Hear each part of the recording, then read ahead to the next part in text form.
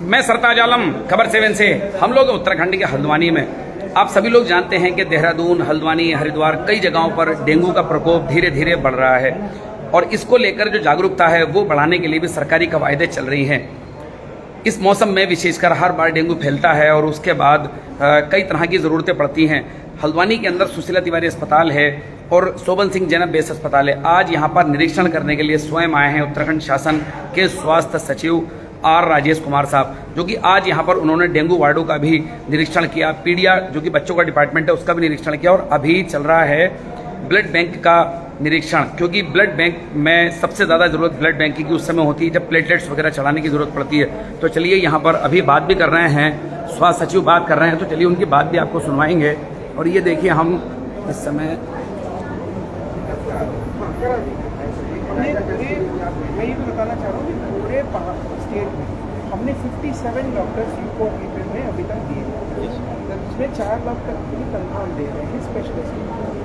अगला एक सर ये वहाँ ये बताया टेस्ट के लिए गए थे लैब में, वहाँ पर स्टाफ आता है और सबसे महत्वपूर्ण बात है कि जो सैंपल लेने आ रहे हैं लोग उनको एक दिन दिखा दिया डॉक्टर को, दूसरे दिन सैंपल देंगे, जिससे रिपोर्ट आएगी। वहाँ भारी कमी स्टाफ की है तो वो कैसे दूर होगी? देखिए स्टाफ की कमी से ज़्यादा जी, स्टाफ तो मैंने पर्याप्त, स्टाफ की कमी से ज़्यादा कुछ इश्यूज़ हैं जो रिपोर्ट की देरी से आने से लेके हैं, तो वो मैंने जो है प्रिंसिपल साहब को इंस्ट्रक्ट किया है और कोशिश हमारी रहेगी कि 1 या 2 दिन में रिपोर्ट भी हमारे पास आ जाए। उसमें जो इश्यूज़ हैं मैंने समझ लिए हैं कि किस वजह से डिले हो रहा है, तो अभी उसमें डिले की कोई संभावना नहीं होगी और रिपोर्ट 1 या 2 दिन में 22 करोड़ रुपये से सर यहाँ पर ऑडिटोरियम बन रहा है, उसमें AC लगाया गया है 2011 10 साल पुराना, मतलब 10 साल पहले लगा दिया गया था। उसकी हालत ये है कि 3 साल नहीं चल पाएगा ढंग से वो, उसको लेकर क्या कैसे दिए ये वो जो ऑडिटोरियम का जो AC से बताया था 2010 की प्रोजेक्ट थी, तब उस नॉर्म से हुआ था तो AC भी जब बन रहा था लग गया था, फिर ऑडिटोरियम में काम रुक गया था, फिर सब लोगों ने कहा उसको खुलवा तो दिया। अब उन्होंने कमिटमेंट दिया है कि 3-4 साल तक तो ये चलेगा, बट क्योंकि उसकी जो गैस है वो उसके बाद जो उसमें डाली गई है वो आफ्टर 4 ईयर शायद नहीं मिलेगी, तो उसका 4 ईयर्स के बाद CMC करने के तैयार नहीं है, तो तब तक वो चलेगा। अखबार में रिलीज हुआ था तो मैंने आपसे बात की, तात्कालिक तौर पर उन्होंने ठीक भी कर दिया। 8 साल चल जाएगा, चल दिया, अभी चला रखा है, कोडिंग है उसकी ठीक है, लेकिन 4 ईयर्स के बाद इशू आ सकता है। अब वो भी CMC नहीं दे रहे, तो भी लोकल लेवल से करना पड़ेगा आपको। ठीक है, क्या होगा सवाल नहीं चल तो जाएगा, वोल्टास CMC नहीं देगा उसके लिए, ये इशू है। उसके लिए देखेंगे ये व्यवस्था करेंगे तो ऐसा, क्योंकि देखिए ऑडिटोरियम भी हमारा नया ऑडिटोरियम बना है, तो बाकी जो एडिशनल जो रिक्वायरमेंट्स हैं उसके अनुकूल हो, ऑडिटोरियम की गरिमा के अनुसार, उसकी कैपेसिटी के अनुसार अनुकूल हो, उसके लिए पूरा प्रयास किया। सर एक सवाल और है सर, ये कैंसर इंस्टीट्यूट बनाने की बात लंबे समय से चल रही है, 40 पेड़ है, उसके टेक्निकल में सही पैरवी नहीं हो पा रही है, क्या नहीं हो पा रहा? पिछले 10 साल से स्टेट कैंसर इंस्टीट्यूट की प्रक्रिया आगे नहीं बढ़ पा रही है। हालांकि कागजी तौर पर तो बहुत कुछ आगे आपने कर दिया, लेकिन प्रैक्टिकल नहीं। हाँ जी, इसमें देखिए हमने भारत सरकार से भी बात की, मिनिस्ट्री ऑफ हेल्थ से भी बात की है और ministry of environment and forest से भी बात की। इशू जो है फॉरेस्ट रिलेटेड इशूज़ की वजह से रुका हुआ था, लेकिन हमने अभी भारत सरकार के साथ भी हमने बात कर ली है और जो उच्च स्तर अधिकारी हैं भारत सरकार के, मिनिस्ट्री ऑफ एनवायरमेंट, उनसे भी वार्तालाप चल रही है, जल्दी ये सॉर्ट आउट हो जाएगा। क्योंकि पिछली बार भी जब मैं आया था मैंने विजिट किया था, पूरा डिटेल में अंदर जाके देखा भी था, तो आप निश्चिंत रहिए, ये जल्द से जल्द हम लोग लगे हुए हैं और जल्दी ये इशू सॉर्ट आउट हो जाएगा। क्योंकि अभी ये यहाँ से होना हो कि भारत सरकार के स्तर पर एस्केलेट कर दिया गया था फॉरेस्ट डिपार्टमेंट द्वारा, तो उसको उसी स्तर पे हम लोग मैनेज कर रहे हैं और अभी जल्दी वो इशू पहले सर आज तक बैग है 750 बैग एकदम पैक है, सरकार के बनाने वाले उन्नतकर्मी जो है वो इसके आधार है, करने के लिए भी कोई प्लान है, मतलब वो जैसे सी दे रहे हैं किराए में, बाहर में आके किराए में बोल दे रहे हैं, वो उनको भी तो स्वास्थ्य सचिव हैं यहाँ पर निरीक्षण कर रहे हैं, पत्रकारों के सवालों के जवाब दे रहे हैं। सवाल यहाँ पर कई तरह के हैं, लेकिन आज उन्होंने निरीक्षण करते समय अभी एक पेशेंट जो कि डेंगू के उपचार के बाद उनका डिस्चार्ज हो गया था और उनसे उन्होंने बात की और बात करने के बाद जाना कि कैसे हालचाल हैं, क्या आपको इलाज अच्छा मिला। उन्होंने कहा नहीं, हमें इलाज बेहतर मिला है और उसके बाद मतलब इस बारीकी से निरीक्षण यहाँ पर कर रहे हैं। उसके अलावा सेंट्रल लैब जो कि जहाँ पर ब्लड ब्लड यूरिन वगैरह कई तरह की जांचें होती हैं, वहाँ भी उन्होंने जाके देखा, रजिस्टर वगैरह चेक करे और किस किस तरह की कोई खामी तो नहीं है उसको भी जानने की यहाँ पर कोशिश की। तो डेंगू के मामले में प्रदेश सरकार एकदम अलर्ट मोड पर है और विशेषकर जहाँ जहाँ डेंगू देखा जा रहा है, पाया जा रहा है, वहाँ पर सतर्कता बरती जा रही है। और आज ही कई जगहों पर कैंप लगाया गया है। जो नगर स्वास्थ्य अधिकारी हैं, आज कई जगहों पर कैंप लगाया गया है और कार्ड टेस्ट वहाँ पर किया जा रहा है। और आज इस निरीक्षण में भी सुशीला तिवारी के प्रिंसिपल हैं अरुण जोशी साहब, वो भी यहाँ पर मौजूद हैं, नगर स्वास्थ्य अधिकारी हैं, कांडपाल साहब ये भी मौजूद हैं और हल्द्वानी की सिटी मजिस्ट्रेट ऋचा सिंह भी यहाँ पर हैं। उसके अलावा काफ़ी स्टाफ भी आप देख सकते हैं और पत्रकारों कई तरह के सवाल यहाँ पर हो रहे हैं जिसको आप यहाँ पर देख रहे हैं।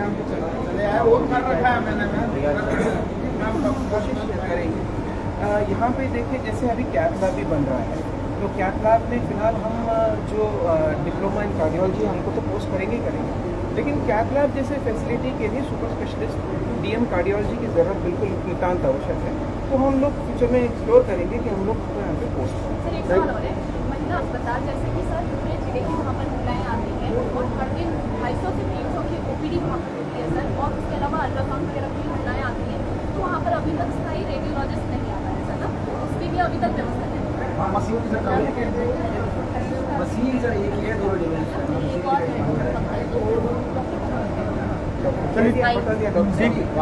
Thank you. दो हैं और मशीन है, एक है, मतलब एक ही ऑप्शन है, ये मैं और मशीन और मिल जाए सीटी का कर देंगे, लेकिन सीटी तो अभी उपलब्ध कराएं। में भी अभी हमारे पास नहीं है ना, तो रोटेशन में इधर उधर सीटी तो पिछली बार मेरे आते थे, साथ ही लॉरी में लेके आए हम। हमारे भी लग गया सिटी ये सब कुछ है। थैंक यू सर, बढ़िया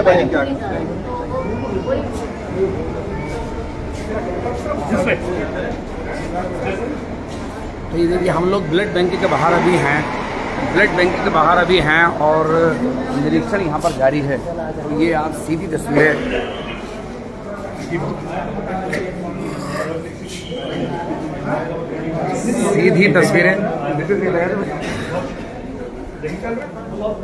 तिवारी जी MRI देखेंगे सर। एक सवाल है, इस अस्पताल में 2 साल पहले करीब 2 करोड़ की लागत से ICU बन गया था और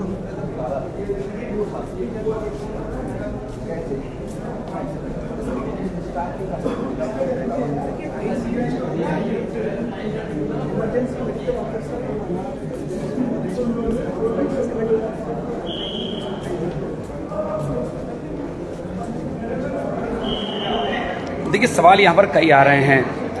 हाईकोर्ट का ऑर्डर होने के बावजूद सुशीला तिवारी अस्पताल में कैथ लैब नहीं है, लेकिन उसकी कोशिशें पिछले दिनों हुई हैं और उसके लिए काफ़ी पत्राचार भी हुआ है। तो सचिव ये भी बोल रहे हैं कि भविष्य में यहाँ पर कैथ लैब भी आपको देखने को मिलेगी, उस पर भी कई मामले हैं। उसके अलावा अस्पताल में जिन जिन चीज़ों की ज़रूरतें हैं उस पर भी सचिव से सवाल यहाँ पर किए जा रहे हैं और काफ़ी चीज़ें जो प्रोसेस में हैं उन पर भी बात हो रही है। और अब ये MRI वगैरह में यहाँ पर जा रहे हैं, जहाँ MRI वगैरह है तो उसका भी निरीक्षण यहाँ पर हो रहा है।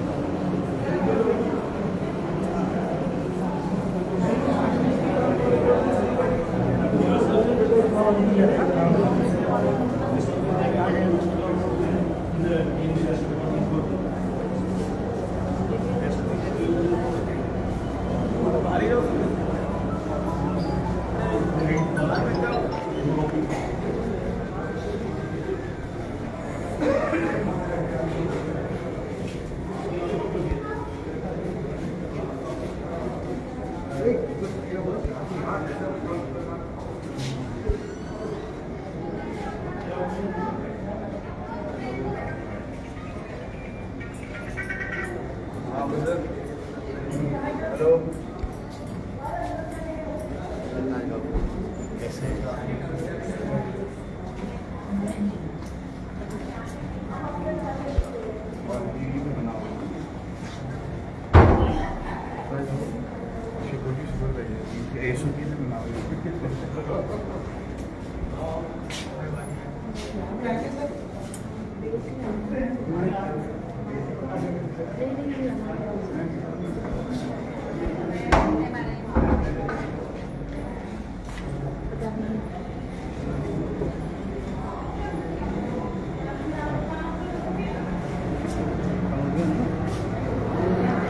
तो निरीक्षण यहाँ पर चल रहा है एमआरआई क्योंकि काफ़ी इंपॉर्टेंट और काफ़ी महंगा टेस्ट होता है। हल्द्वानी की सुशीला तिवारी में काफ़ी लंबे समय से होता है और अगर हम संस्थानों की बात करें तो वहाँ से बहुत सस्ते में होता है। डॉक्टर रिकमेंड करते हैं, उसी के बाद ये टेस्ट हो पाता है। तो एमआरआई का भी यहाँ पर निरीक्षण चल रहा है। सुशीला तिवारी अस्पताल में जो खामियाँ हैं आज उन पर भी बात आई है और जो अभी और कुछ बेहतर हो सकता है, भविष्य की योजनाएं, उस पर भी सचिव भी बता रहे थे। जी हाँ, जैसे कि रेडियोलॉजी की अगर हम बात करें तो रेडियोलॉजी में जो अल्ट्रासाउंड वगैरह के जो मामले हैं उस पर आप देखेंगे काफ़ी लंबी तारीखें मिलती हैं। तो एक की जगह कम से कम 2, 3, 4 मशीनें यहाँ पर होनी चाहिए। उस पर भी कई बार सवाल आते हैं, पत्रकार इस पर भी सवाल करते हैं। वायरल बुखार, डेंगू, मलेरिया इन दिनों चल रहा है। लंबी लाइनें पर्चों में लगती हैं, इस पर भी अस्पताल का ध्यान है। और अरुण जोशी भी पिछले दिनों इस बात को बता रहे थे कि इस खामी को भी दूर करने की कोशिश की जाएगी कि विशेषकर जब भीड़ भाड़ काफ़ी हो जाती है सुबह को। हम कई बार तस्वीरें दिखा चुके हैं।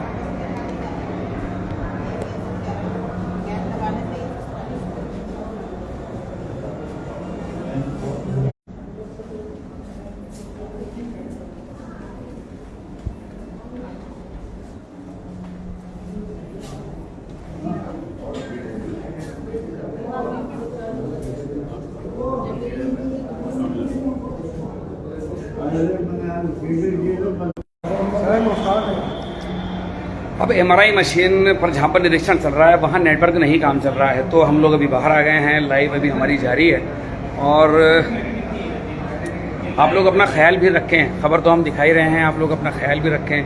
डेंगू के मामले में जिस तरह के प्रशासन के निर्देश हैं उत्तराखंड के किसी भी इलाके में, आप वहाँ उन निर्देशों का पालन करें। साफ पानी वगैरह कहीं जमा ना होने दें और पूरी बांह के कपड़े पहने। जी हाँ, बच्चों को भी इस तरह के निर्देश हैं स्कूलों में कि पूरी बांह के ही कपड़े उनको पहनने हैं। और डेंगू के मामले में डेंगू जानलेवा तब होता है कि जब उसकी जानकारी ना हो और दूसरा सतर्कता या सावधानी ना बरती जाए। डेंगू तब होता है, लेकिन ये साल दर साल अगर आप देखेंगे पिछले 1 दशक से तो उसने उत्तराखंड में भी कहर बरपाया है। लेकिन जिस तरह से जागरूकता बढ़ी है, जिस तरह से इंतजाम कुछ बेहतर हुए हैं, नतीजे अच्छे हुए हैं, लेकिन इस सबके बावजूद भी डेंगू से मौतों की खबरें थमती नहीं हैं। हल्द्वानी में भी अभी पिछले दिनों एक महिला की मौत की खबर आई। हल्द्वानी के गोलापार और रेलवे कॉलोनी में डेंगू की खबरें हैं कि डेंगू वहाँ पर पनप रहा है। इसीलिए जो स्वास्थ्य विभाग है उसने कैंप भी लगाए हैं और कार्ड टेस्ट भी घर घर जाकर करवा रहे हैं, जिससे कि वहीं पर पता लग सके। आज बता रहे थे कि आज कई जगहों पर कार्ड टेस्ट हुए, लेकिन उनके कार्ड टेस्ट करने में कहीं पर भी डेंगू पॉजिटिव नहीं आया है। ये सुशीला तिवारी अस्पताल में कई डेंगू पॉजिटिव अभी भी बढ़ती हैं।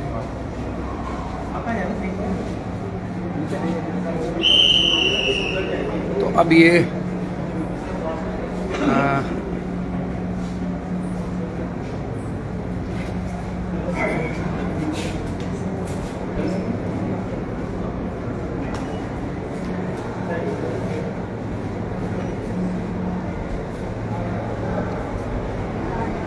तो ये देख रहे हैं कि स्वास्थ्य सचिव जो हैं इनका दौरा अस्पताल के अंदर चल रहा है। लेकिन डेंगू के साथ साथ बहुत सारी ऐसी चीज़ें हैं, ऐसी समस्याएं और प्रॉब्लम अभी भी हैं जिन पर बात आ रही है और जिन पर निरीक्षण किया जा रहा है। और ये देखिए कुछ लोग यहाँ पर स्वास्थ्य सचिव के लिए खड़े हैं। यहाँ पर उपनल वाले हैं जी, रेगुलर वाले। कोई क्या समस्या है? हमारा एनपीएस।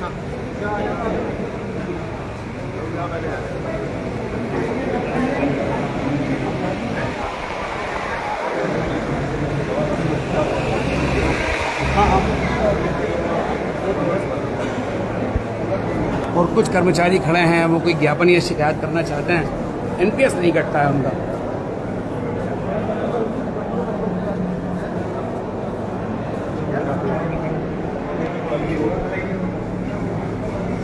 अभी कहाँ जा रहे हैं?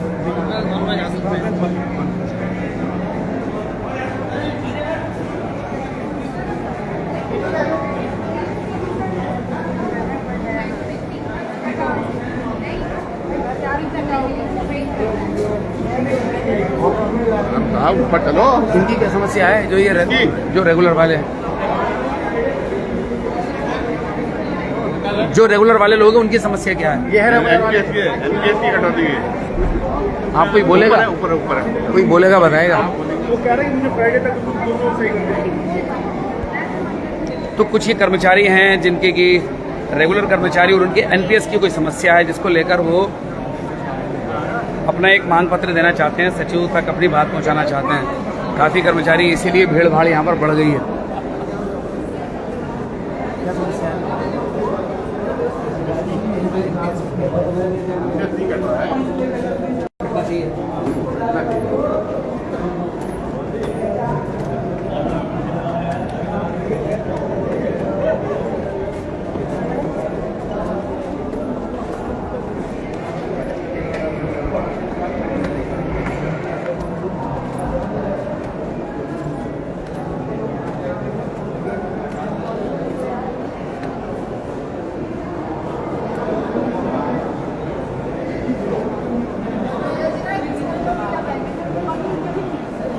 और अब कॉन्फ्रेंस हॉल में, तो चलिए कॉन्फ्रेंस हॉल में चलते हैं।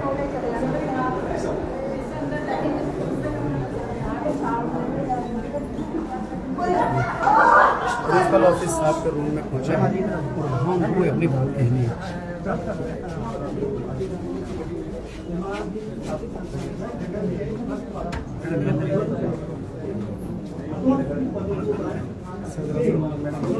प्लीज जरा मुझे निकलने देंगे, प्लीज प्लीज।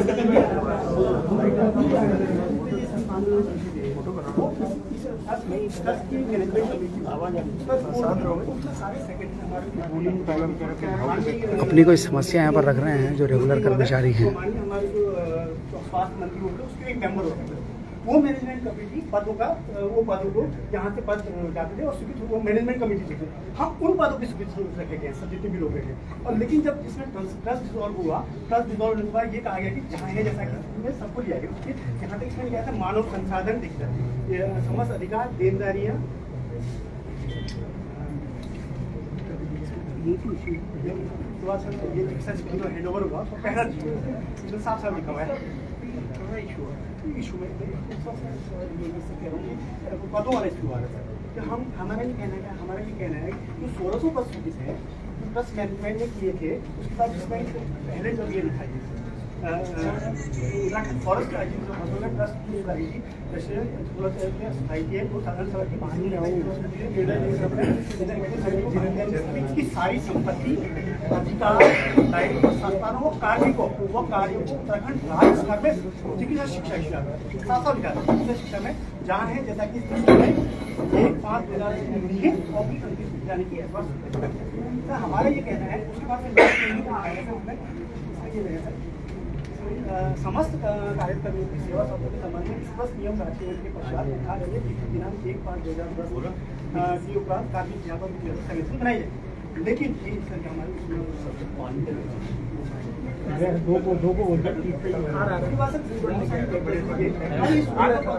सब मान रहे हैं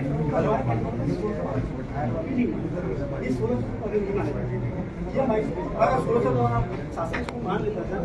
आप जैसे लोग अगर आप कर लेते तो बड़ा मेहरबानी से 1600 पर जो है हम लोग दोबारा ये कहना है कि अगर 1600 पर मान लिया जाता है इशू चले पढ़ने से कुछ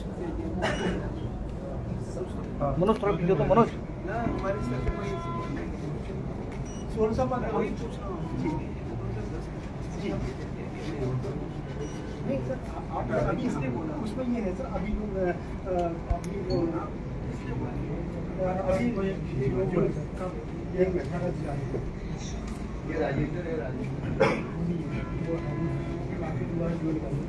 उसमें सर ये कहा गया है कि पदों की साफी सक जाएगी, जिसे हमारी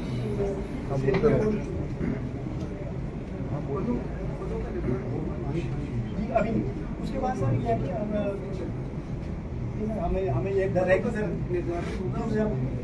और लोग हैं उसी के तब से पहला बात पर सब काम करते हैं, हर जगह डिस्ट्रीब्यूट है, तो ऐसा कि ये मल्टीपल मौका है। तो हम लोग 900 थे, अब 777 बच गए हैं।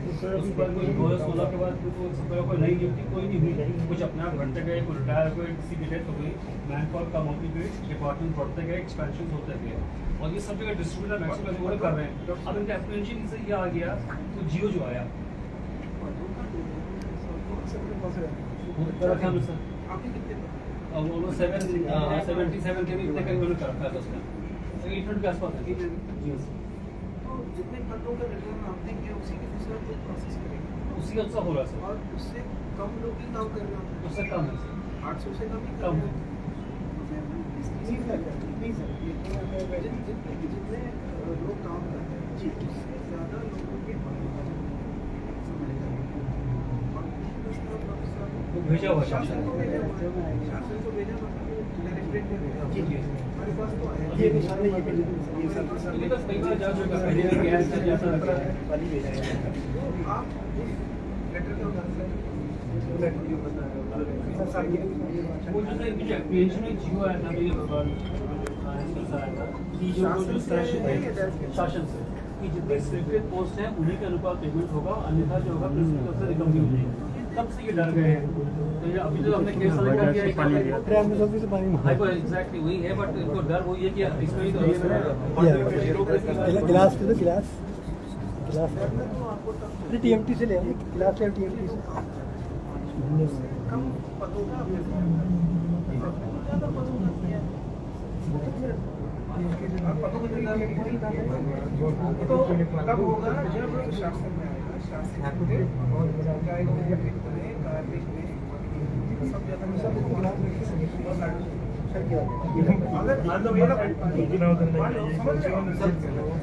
मान लो 600 लोग काम कर रहे हैं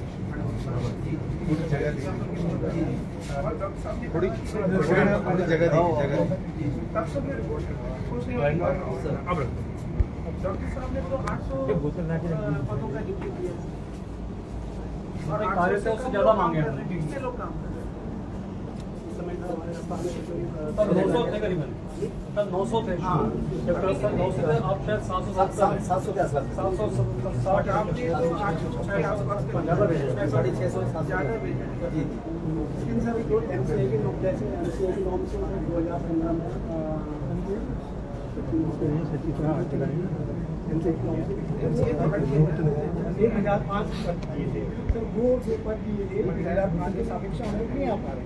वो उसमें भी क्या हुआ जब भी ये साफा लिखा हुआ था कि कार्यकर्मी की सेवा सबके इसका स्कीम बनाएंगे, लेकिन उसके बाद भी यहाँ से नहीं मांगा जाता है एजेंसी के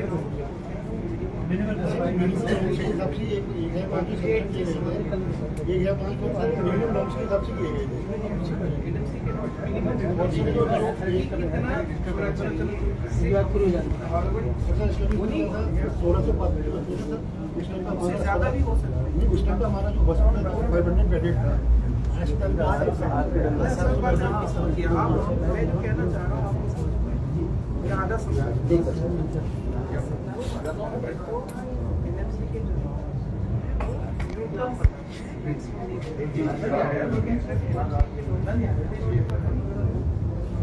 उससे ऊपर भी जाना उससे नीचे जब डॉक्टर कम जितने लोग काम कर रहे हैं उससे ज़्यादा ही भेजे हैं अब ये बात अलग है शासन स्तर पे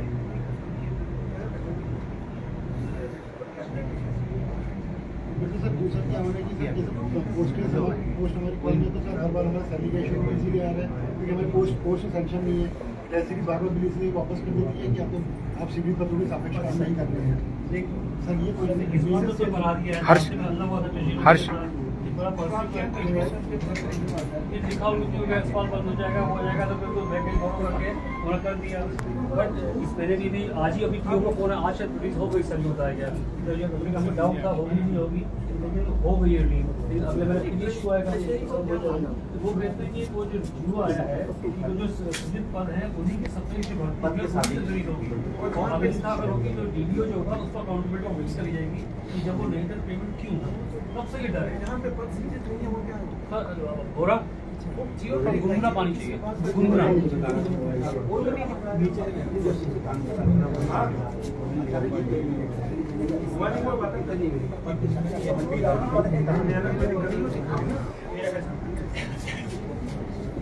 ये पानी घूम रही है मतलब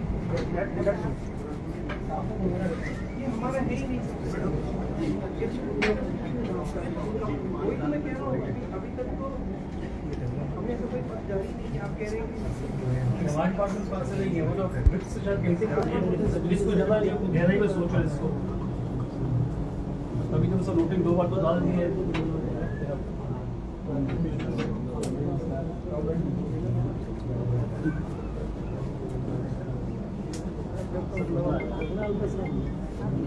दीपक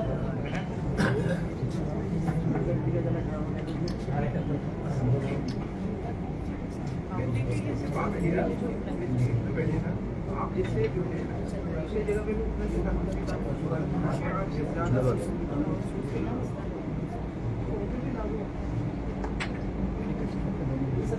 आपके लिए एक अलग विशेष सुशीला तिवारी मेडिकल और लोगों में तो कहते हैं ना सर, लोग तो नीति ही उनके माध्यम से हुई है, लेकिन हमारे नीति जो है हम लोग के माध्यम से हम जब 10 दौर हुआ इसमें कितने लोग से बड़ा कॉम्प्लेक्स इश्यू है।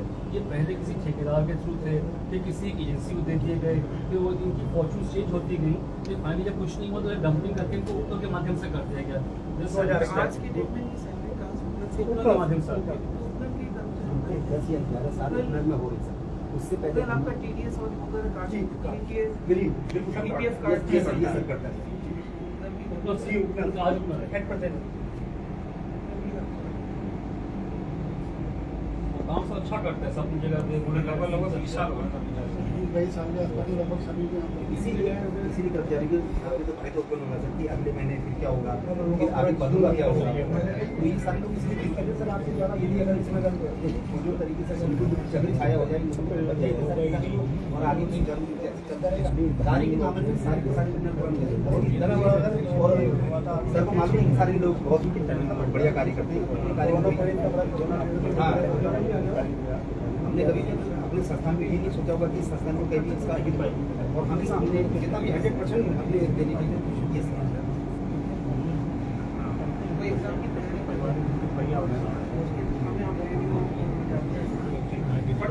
हमको भी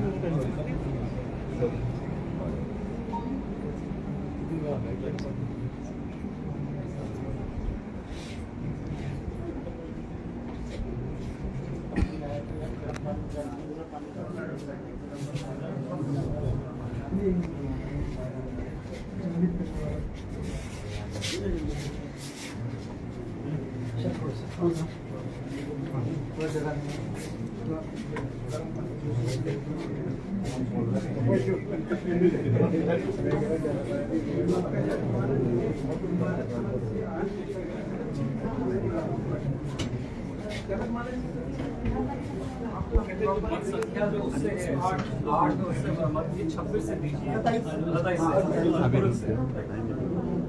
तो वो शुद्ध हम लिखा था, उन्होंने मना कर दिया अनुपूरक से नहीं मिलेगा आपको।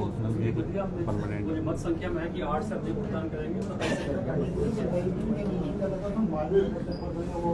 हमने लिखा था, उन्होंने मना कर दिया।